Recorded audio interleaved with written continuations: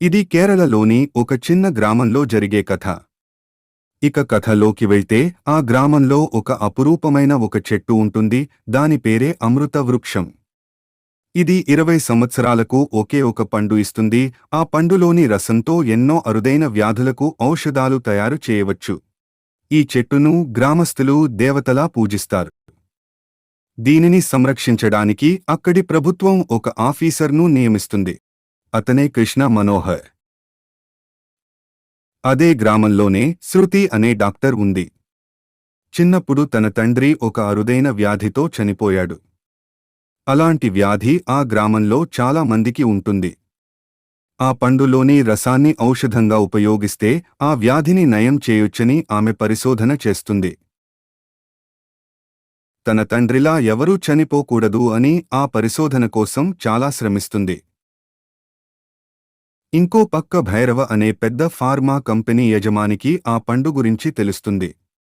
ఎలాగైనా ఆ పండును దక్కించుకోవడానికి ప్రయత్నం చేస్తుంటాడు. ఎందుకంటే పుట్టుకతోనే తన 2 కాళ్ళు పనిచేయవు. ఆ లోపం అతని ఎదుగుదలకి ఎప్పుడూ అడ్డు రాలేదు. చాలా కష్టపడి ఒక పెద్ద ఫార్మా కంపెనీని స్థాపించాడు. తన కాళ్ళు రావడానికి తన ఫార్మా కంపెనీలో ఎన్నో రీసెర్చ్ చేస్తూ విఫలమవుతుంటాడు. తన మాదిరే శృతి కూడా రీసెర్చ్ చేస్తుంటుంది అని తెలుసుకుని ఆమె దగ్గరికి భైరవ వెళ్తాడు. మీ గ్రామంలో ఉండే ఆ చెట్టుకు కాసే పండు నాకు కావాలి, నీకు ఎంత డబ్బు అయినా ఇస్తా, నా పరిశోధనకు సహాయం చేయి అని శృతిని అడుగుతాడు. దానికి శృతి, నేను ఆ పండులోని ఔషధంతో మా గ్రామంలో చాలా మందిని కాపాడాలి. ఇంక మీరు ఇక్కడి నుండి వెళ్ళిపోండి అని సమాధానం ఇస్తుంది. భైరవ కోపంతో ఆమెను ఎలాగైనా చంపేయాలని మనసులో అనుకుంటూ అక్కడి నుండి వెళ్ళిపోతాడు. ఆ రోజు రాత్రి శృతి హాస్పిటల్ నుండి ఇంటికి వెళ్లడానికి అడవిలో నడుచుకుంటూ వెళ్తూ ఉంటుంది. దారిలో కృష్ణ మనోహర్ ఆమెను చూసి, ఎవరు మీరు, ఈ టైంలో అడవిలో మీకేం పని అని అడుగుతాడు.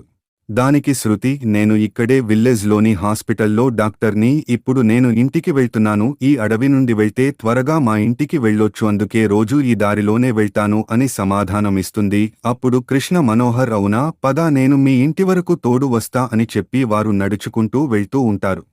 అప్పుడే భైరవ మనుషులు దారిలో శృతిని చంపడానికి దాడి చేస్తారు. కృష్ణ మనోహర్ శృతిని కాపాడానికి తన దగ్గర ఉన్న గన్తో వారందరినీ కాల్చివేస్తాడు.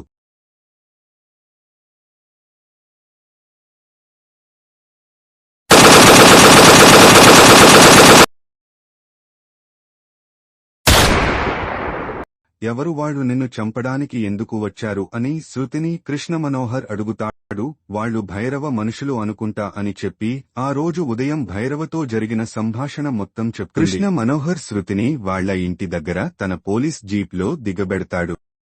మరుసటి రోజు భైరవ కంపెనీకి కృష్ణ మనోహర్ వెళ్లి, నిన్నని మనుషులు శృతిని చంపడానికి వచ్చారు, వాళ్లని అక్కడే కాల్చి చంపేశా అని చెప్తాడు. ఇంకోసారి శృతి మీద నీ బలం ప్రదర్శించవనుకో, నిన్ను కూడా చంపేస్తా అని వార్నింగ్ ఇచ్చి అక్కడి నుండి వెళ్లిపోతాడు.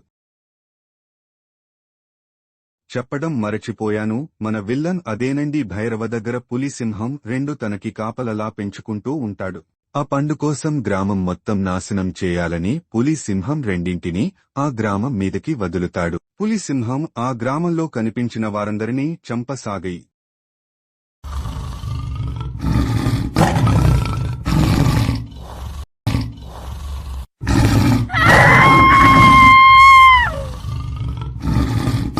అప్పుడే అక్కడికి కృష్ణ మనోహర్ వస్తాడు. సింహం తన మీదకి దాడి చేయడానికి వస్తుంది. అతడు సింహం నుండి దూరంగా పరిగెడతాడు. సింహం శృతి మీదకి కూడా దాడి చేస్తుంది. అప్పుడు కృష్ణ మనోహర్ తన గన్తో సింహాన్ని కాల్చి చంపేస్తాడు.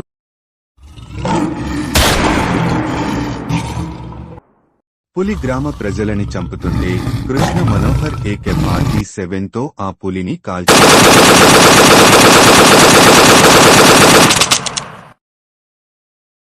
దీనికంతటికీ భైరవనే కారణం అని అతన్ని అరెస్ట్ చేయడానికి భైరవ ఇంటికి వెళ్లి అతన్ని అరెస్ట్ చేసి జైల్లో వేస్తాడు. కొద్ది రోజులకి ఆ చెట్టుకు ఉండే పండుతో శృతి చాలా రోగాలకి ఔషధాలు తయారు చేసి అక్కడి గవర్నమెంట్ తరపున మెప్పు పొందుతుంది. శృతి కృష్ణ మనోహర్ను పెళ్లి చేసుకుని అదే గ్రామంలో క్లినిక్ స్టార్ట్ చేస్తుంది. కృష్ణ మనోహర్ గ్రామం భద్రత కోసం, శృతి గ్రామ ప్రజల కోసం పని చేస్తుంటారు. ఇదేనండి నేను సృష్టించిన కథ. రాజమౌళి గారిలా కాకపోయినా ఏదో నా చిన్న విజువల్స్ తో సృష్టించిన నా చిన్ని కథ. దీనికి సరైన టైటిల్ ఏది సెట్ అవుతుందో కామెంట్ చేయండి. Please no bad comments. Bye.